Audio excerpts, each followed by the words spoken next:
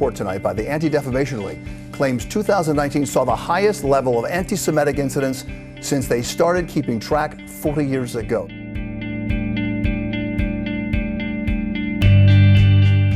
We're all here for one reason: to collectively condemn the anti-Semitism, racism, Nazi comparisons, and other forms of hatred recently witnessed during the stay-at-home rallies. The ADL says the Proud Boys is a hate group. We would describe them as a violent, nationalist, Islamophobic, transphobic, misogynist, anti-Semitic group. ADL Texas, in partnership with Common Cause Texas, stood up for voters by challenging whether the governor had overstepped his authority in making access more difficult.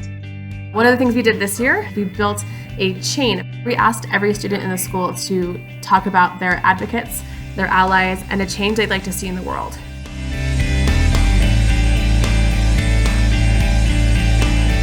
In times of national and global crisis, we cannot allow hate to take the place of what we need most: empathy and compassion. Now is the time for unity.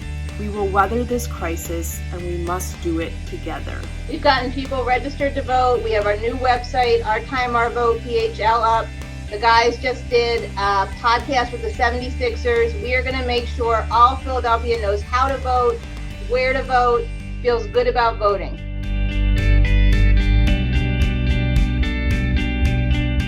But we must do more to ensure we're protecting vulnerable groups against actions of online hate and its consequences on the ground.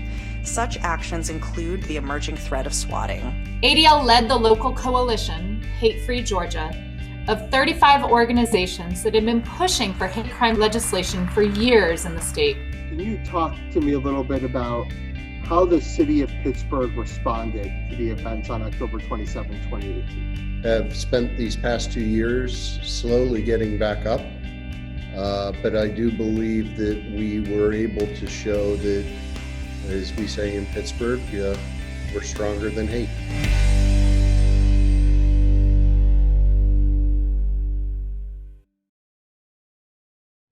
Hello, South Texas. I hope everyone is doing well this evening. I am so thrilled to join ADL supporters from Houston and San Antonio, El Paso, Beaumont, Corpus Christi, and across the entire southern half of Texas. Tonight we're gathered to celebrate and reaffirm our mutual commitment to ADL's important work in this community and to honor Cherry Steinwender with the Civil Rights Leader Award. Few can claim such a remarkable and compassionate resume, working tirelessly to educate, advocate, and embody ADL's timeless mission to secure justice and fair treatment to all. So thank you, Cherry, for your leadership and voice in our shared fight against hate, injustice, and racism. I'm pleased we have this opportunity to congratulate and celebrate you tonight. Cherry is an example of the spirit and energy that I know all of us have. Tonight's ADL in Concert Against Hate will showcase ordinary people like her, people who saw challenges in their community and stood up to create change. It also reminds us that each of us, in our own way, does fight hate for good. Trust me, I know it can seem overwhelming at times, but every time we speak up, share facts, show strength, no matter how subtle or grand our actions are, we move the needle. You move the needle. And for that, I and all of my colleagues on the executive team at ADL are extremely grateful. Your support of ADL's work, your partnership, and your commitment are the backbone of our strength. ADL is working harder than ever to fight all kinds of hate. There's more work to be done, but we continue to make great strides. This year, we led efforts to protect the vote, to monitor and expose extremist groups, both online and off, and to help young people understand and appreciate their differences and find their own unique voices. We could not accomplish any of this work without you.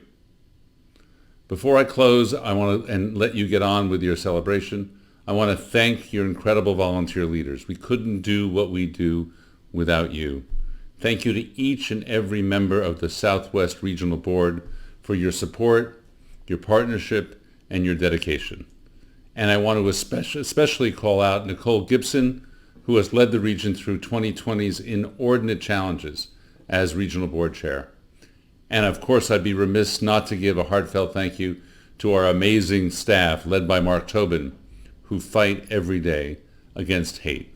Thank you. I hope you enjoyed tonight's concert. I'm excited for our first virtual ADL in concert against hate, and I'm thrilled that you are joining us this evening and continue to speak up, share facts, and show strength as we together fight hate for good. Good evening to all of our concert sponsors, generous donors, and regional board members joining us from home tonight. I want to thank all of you for your generous financial support of the ADL Southwest region. Without donors like you, ADL would not be able to fund programs like No Place for Hate, build marketing campaigns around initiatives like Stop Hate for Profit, employ analysts at our Center on Extremism, or build coalitions to advocate for policies like Backspace Hate. Your dollars matter. Your dollars fight hate. I am so very grateful for your support and so happy that we are able to share this special sponsors pre-show with you. I know this certainly doesn't look or feel like the evenings we have spent honoring local civil rights leaders and delighting in the performances from the Houston Symphony or the Houston Grand Opera at Houston in Concert Against Hate events of the past. For those of you who shared feedback that you were tired of having to get dressed up, we've granted your wish tonight. Though it doesn't look or feel the same, we are still coming together, even virtually, in celebration. We are here tonight to celebrate our accomplishments in the fight against hate and rededicate ourselves to believing in and affirming the mission of ADL, to stop the defamation of the Jewish people and secure justice and fair treatment for all. Now more than ever, it is important for us to find time for joy and to recognize the good that has come even in unexpected moments. Later this evening, we will have a chance to celebrate with ADL supporters across the country from all 25 ADL regions. Right now, I am thrilled that we have a moment to come together as a region to reflect on the work ADL has done here at home and to honor one of our own hometown heroes with the ADL Southwest Civil Rights Leader Award. Though it has not been an easy year, the Southwest region has taken the opportunity to rise to each and every challenge that 2020 has thrown at us.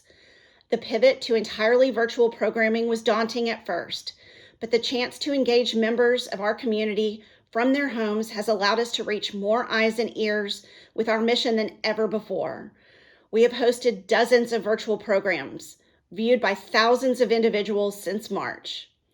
When election season posed new obstacles, our region worked to ensure safe and secure access to the ballot for all through education, programming, outreach to public officials, and by engaging in multiple legal battles that paid dividends beyond the courtroom. When it became clear that we would not be able to host the annual Bo and Abe Murfish Youth Summit as usual, the amazing ADL education staff in the Southwest, Texoma, and Austin regions came together to plan a week-long virtual event that reached more students and educators than would ever have been possible at a single-day in-person conference. Yes, this year has been hard, but I am incredibly proud to say that the ADL Southwest region has more than risen to the occasion, and I am excited to see what our future holds. Tonight, we are once again finding ways to innovate. For the first time, we have one of the distinguished former recipients of ADL Southwest Region Civil Rights Leader Award joining us to share more about the history of the award and the events surrounding it. Al Tribble received the Civil Rights Leader Award in 2018 in recognition for the work he did with ADL in his former role as Civil Rights Investigator and Supervisor for the FBI. He's been a friend of ADL since he started in the FBI Civil Rights Division in 2000, and he and his team brought to justice many perpetrators of hate crimes. I am thrilled to say now that he has retired and has more time on his hands. His relationship with ADL has only continued, and he will be joining our board in 2021. It is my pleasure to welcome him to your screens. Good evening, everyone. I'm happy to be here virtually with all of you tonight. Many of the viewers across the country will be experiencing their first ADL concert tonight. But that's not true for those of us in Houston. We've had the pleasure of attending these events since ADL's 100th anniversary in 2013, when we were able to celebrate not only our centennial, but also the Houston Symphonies. Since then, this night has provided a chance for art to offer a moment of reflection and hopefully inspiration to each of us. Whether the performance featured music, theater, or comedy, every year we had the opportunity to be inspired by local heroes during ADL's work in their everyday lives. Each year, ADL Southwest honors individuals who dedicate their lives to helping others find and maintain respect, inclusion, justice, and opportunity. These are civil rights leaders who not only work for a better life for themselves and their families, but for others who may not be able to speak or fight for themselves. ADL hopes that by lifting up these leaders, we are encouraging our community to follow in their footsteps. I am humbled to be among the recipients of this recognition. Since I was honored with this award, I've been inspired by the ADL's unwavering commitment to fighting for equality for all persons and recognizing the efforts of individuals who strive to make these United States of America truly united. As an FBI special agent and supervisor assigned to the Civil Rights Unit, I had liaison with ADL members. We collaborated on hate crimes investigations directed toward individuals and houses of worship. We also provided civil rights training to community groups and to law enforcement officers. My admiration and appreciation for the ADL and its tremendous work has grown over the past 20 years. Our shared mission and mutual respect for one another have forged a strong bond and lasting partnership. Being a recipient of the 2018 ADL Civil Rights Leader Award is the most cherished honor of my 27 years as an FBI Special Agent. Since retiring from the FBI, I've continued my work with the ADL by becoming a facilitator and soon will be joining the board. I can only hope that ADL will have the same gravitational pull on the incredible woman we are honoring here tonight. Cherry Steinwender is the co-founder and co-executive director of the Center for the Healing of Racism. Her commitment to battling racism through education and dialogue is not only inspirational, but critical at this moment in our nation's history. Much of the ADL's success lies in the knowledge that its staff and lay leaders cannot protect and advance the civil rights of all people without the help of others. Cherry Steinwender's unswerving dedication to securing fair and just treatment for all is why we are honoring her tonight with the 2020 ADL Southwest Region Civil Rights Leader Award.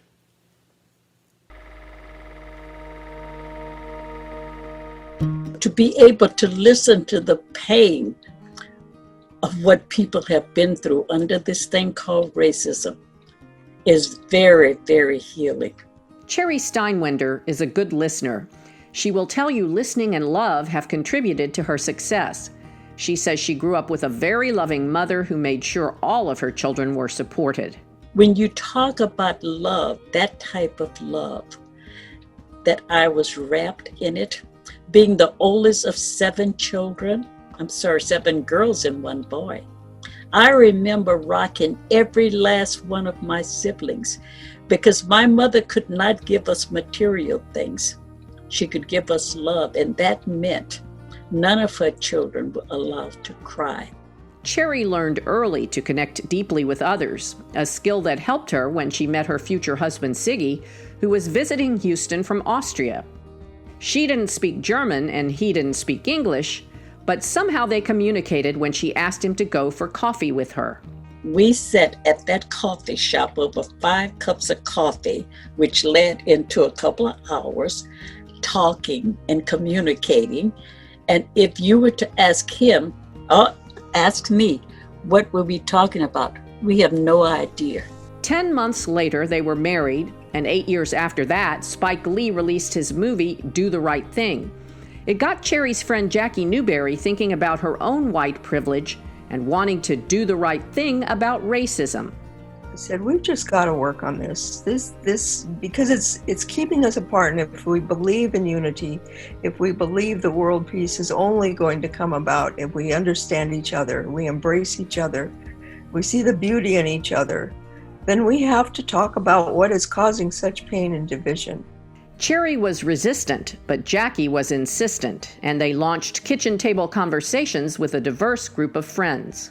In those early conversations around the kitchen tables at each of our homes, we found out that racism had damaged every last one of us. The Friends decided to create something to heal that damage, the Center for the Healing of Racism. Their conversations became the basis for the center's Dialogue Racism program. It has attracted participants from all over the country, like New York public school teacher Daniel Philippak. Encouraged by Cherry, he flew to Houston from New Jersey and experienced the transformative power of the program. I was nervous when I was in the dialogue. I was really nervous and didn't want to share too much, but then somebody in the group shared something very personal, very vulnerable.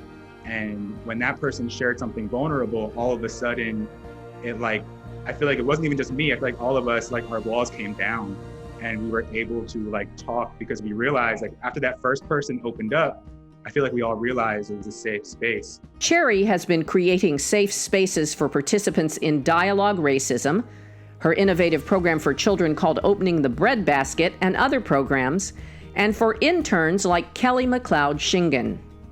Kelly interned with Cherry as she was getting a master's degree, and now she owns and runs KMS Intercultural Consulting. She says she quotes Cherry often and thinks about Cherry's ability to push people out of their comfort zone and make them feel safe at the same time. I felt like she would kind of hit you over the head with some really powerful piece of knowledge, but she was always holding you at the same time. So she never just kind of smacked you, and then walked away from you. She really would care for you and nurture you through that hard lesson. Cherry has taught so many people. Teaching, listening, and love just come naturally to Cherry, and the love flows back. All those teachings, all those things have stayed with me very much so as I've moved forward in my life. She's just steadfast. She's loyal, she's loving, she's kind, she's generous, she's funny, she's smart, and she's strong. She's a strong woman. She's my hero. I don't know what else to say about her. She's amazing, amazing human being. Cherry Steinwinder, an incredibly deserving recipient of ADL Southwest's Civil Rights Leader Award.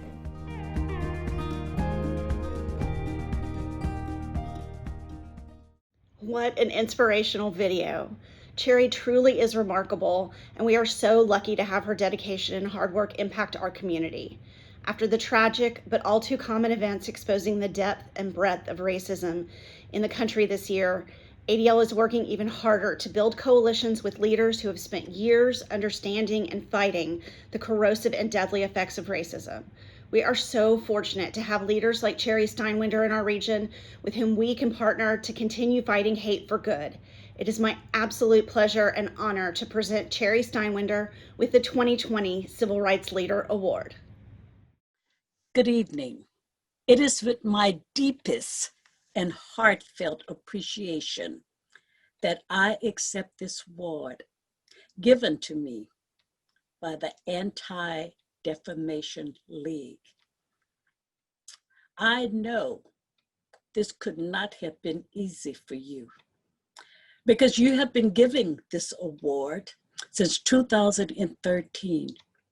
And to narrow it down to only one person must be a tremendous task.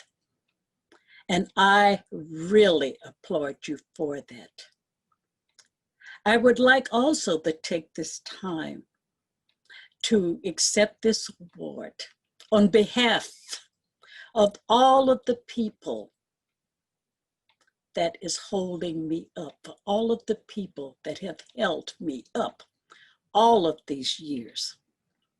To Jackie Cohn Newberry for never ever taking no for an answer when she asked me to come along and begin to do something about racism.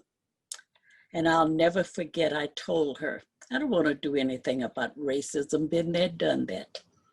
And so from the deepest part of my being, I want to thank Jackie. The other person that I would like to thank is my mother, that really taught me how to love. Even though she was dirt poor, the woman was rich in love. And I want to acknowledge my mother this afternoon, Ruby King. I would also say that Dina Marks, I really have to tell a joke about her, because she said she needed all of those photographs of my entire life to tell this story. But I don't think she realized that I was old as God and that it was going to take me quite some time to find all of those photographs, but I did.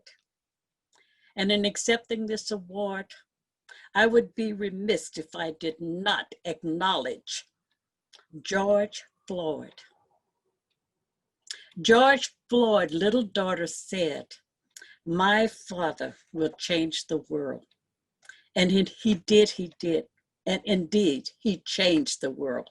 However, he changed this organization, the Center for the Healing of Racism.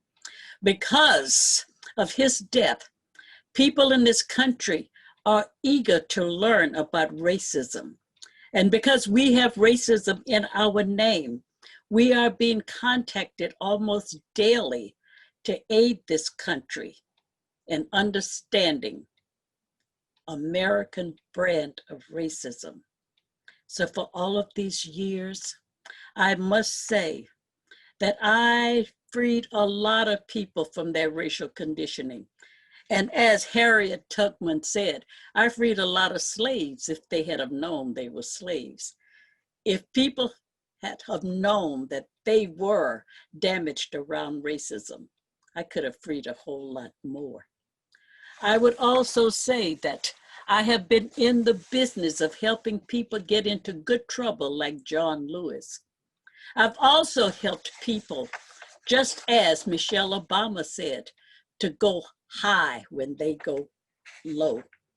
In doing this, I would like to say that I tried to get to the mountaintop like Martin Luther King and take others to the mountaintop.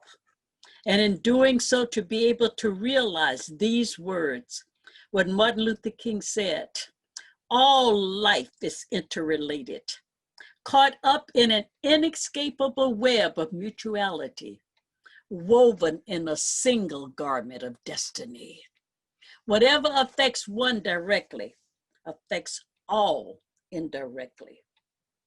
And so, in accepting this award, this is the life lessons that I have tried so hard to pass on to people within this nation. And again, from the deepest part of my soul, I really want to thank all of you for making me feel vindicated as well as validated after 31 plus years. I thank you.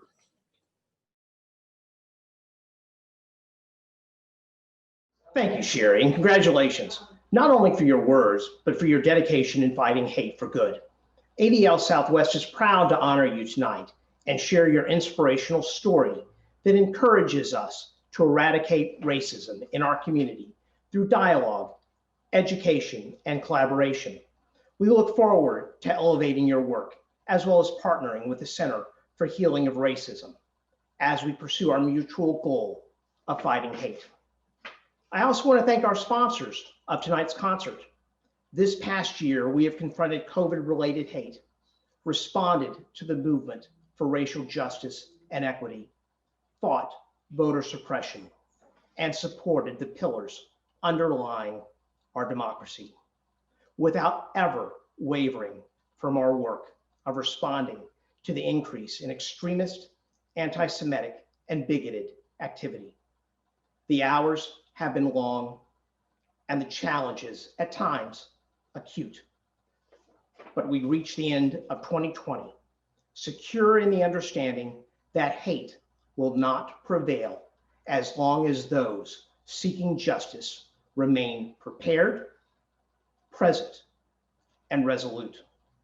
While I don't know what challenges 2021 will bring, I do know that your financial support further enables ADL's ability to respond and helps ensure our success. Thank you. I hope you've enjoyed our celebration as much as Southwest Region has enjoyed presenting it. However, it's now time to switch our screens to the main event, featuring our host, Deborah Messing, and performances by such incredible artists as Adam Levine, Kenny Loggins, and Andra Day. Thank you again for joining us. Now on with the show.